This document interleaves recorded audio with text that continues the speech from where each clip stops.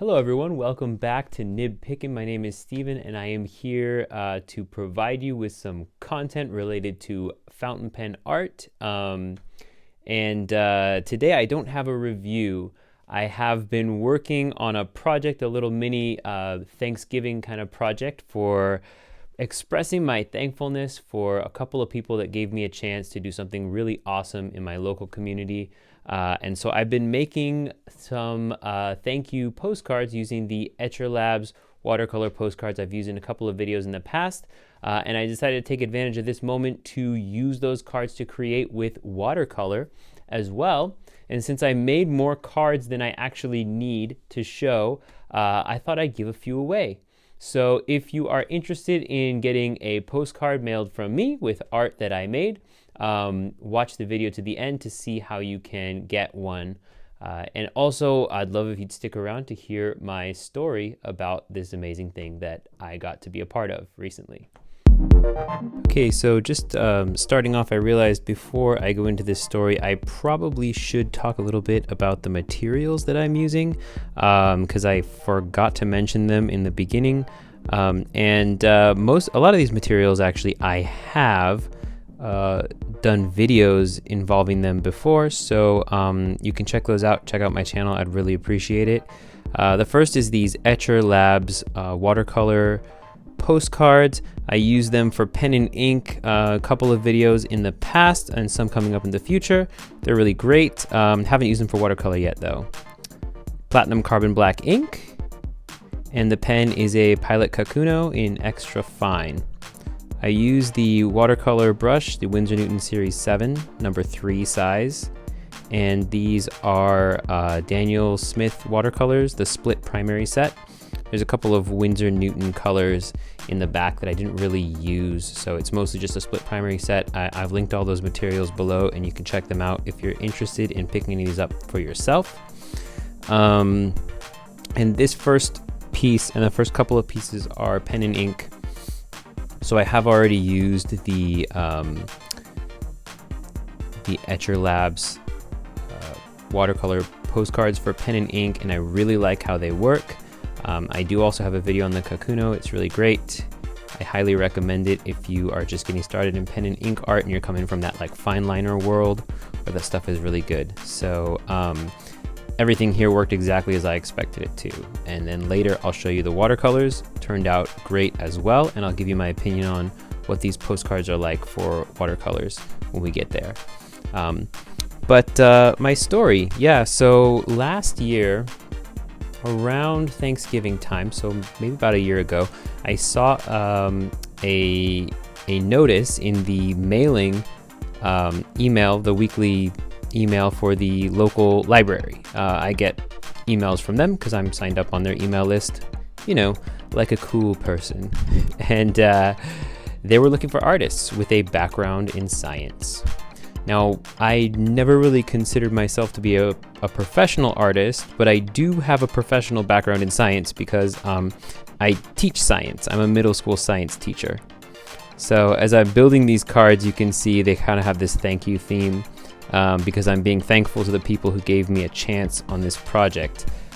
They were doing an art installation at the library, and they were looking for people in the Tri-County area who had a background in art and who also had a background in science. And I was banking on the science background and hoping that, you know, some of my kind of unprofessionalism as an artist would be okay because they wouldn't have very many options to choose from, was the thought. So I applied for this, and I made up a website really quickly, and I took pictures of what I thought was my best art, which is, again, not professional, not very cleaned up. And I made this I just threw a portfolio together because I needed to give a portfolio like a quote unquote real artist. And I thought, well, that's it. They're going to call me back because how many artists are there with a background in science in the Tri-County area? I tend to think of my hometown as sort of this cow town with not a lot of culture in it. But then I realized actually after I applied already that one of the best programs for scientific illustration was literally right next door, like half an hour drive down the road. And I should have realized that because that's where I got my graduate degree from. Not in art, again, but in curriculum and instruction, because I'm a teacher and my job is to teach. So I didn't really feel like I had a chance at getting this after I realized that. But surprisingly, a couple of months after I applied, it was a really long time to wait to hear anything. I'd kind of given up. They called me back, and I was working with this interior architect to do an interview process with the library, and they hired me. And not only did they hire me, they actually hired me to do 2 different things. So I was in this project, and I was doing a piece about the water cycle and a piece about wind and where wind comes from, and doing research and adding footnotes, and doing this kind of interactive art piece based on the stuff that these landscape engineers had created. I hadn't met them yet, but I was building this thing up around March, April of this year when the COVID crisis hit.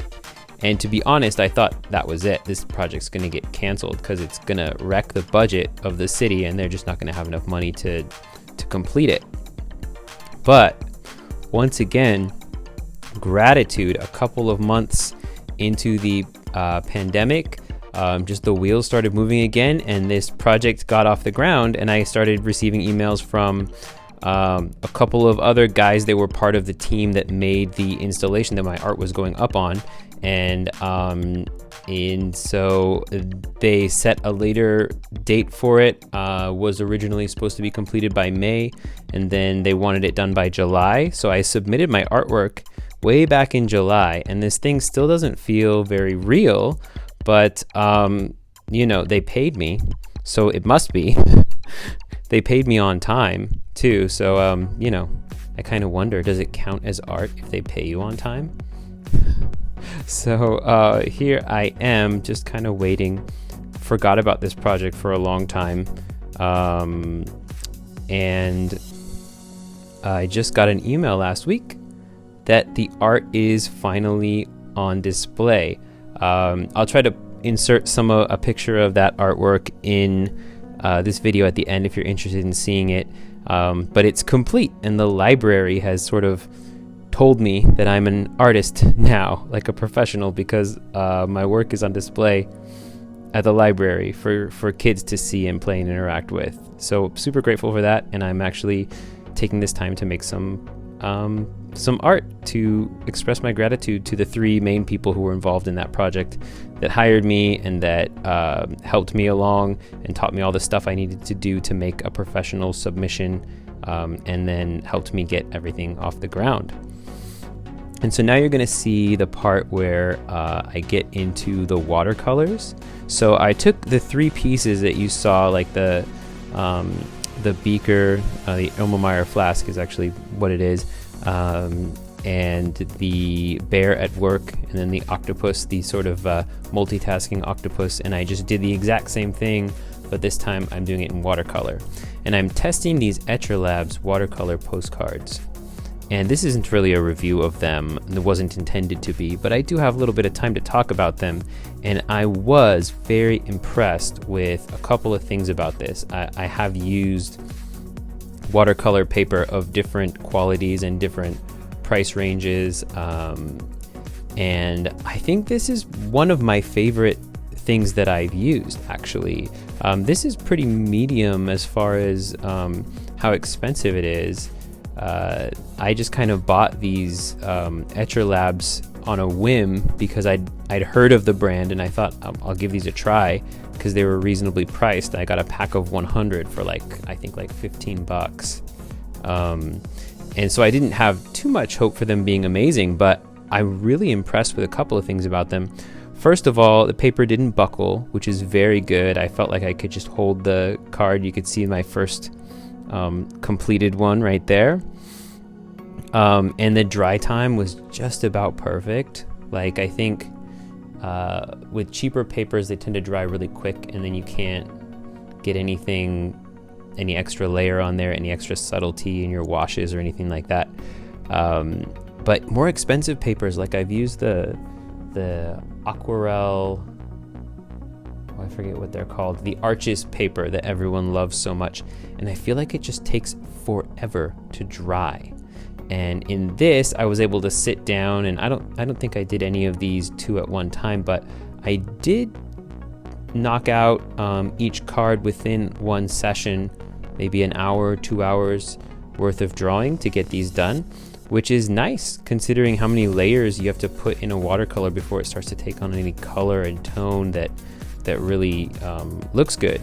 So I'm really happy with the end result of these watercolor paintings as well. I think they turned out really nice, and I would definitely recommend, I am currently recommending these Etchr Labs watercolor postcards for both watercolor and pen and ink. So it's kind of a bonus if you like to do both kinds of art. I'm sure a lot of people like to mix watercolor and ink, so this is a great medium to do it on. Sometimes watercolor paper, especially cold press paper that's really textured, doesn't feel good with a fountain pen, and the bumps can damage the nib. They could also cause ink to come out kind of inconsistently. So you really want to have that smooth hot press paper, and I really like the way that the watercolor goes down on it too. So that's really great. This project was really fun for me to do, a really fun way to stretch my abilities, because I really haven't picked up watercolor in a long time. And I remember now why I love it so much. This octopus piece is my second favorite one of the 3 watercolor postcards. My first favorite one is coming up in about a minute, the version of the bear at work that I did. So it's anyway, I really like how this turned out, and I'm gonna be happy to send these off to both you all, my subscribers, and to the people that helped get this project off the ground and provided leadership to help me to succeed at it. So very excited about that. Yeah, now you're gonna see my favorite piece that I worked on for this, which is the watercolor version of the bear at work. And again, this is all done with the Daniel Smith split primary set. It's just a set of 6 colors: a cool red, a cool blue, a cool yellow, and a warm red, blue, and yellow. And the combination of them gets some really nice colors. They've got a lot of cohesion. They work really nicely on this paper. So yeah, an American company if you're patriotic and you're from the States like me. Yeah, I'm just gonna let this video play out the last part of it. I'll see you at the end, where I'm gonna discuss where I'll be sending off some of these cards to you all, and how can you be one of the people that receives them if you're interested in getting some mail from me. All right, take care.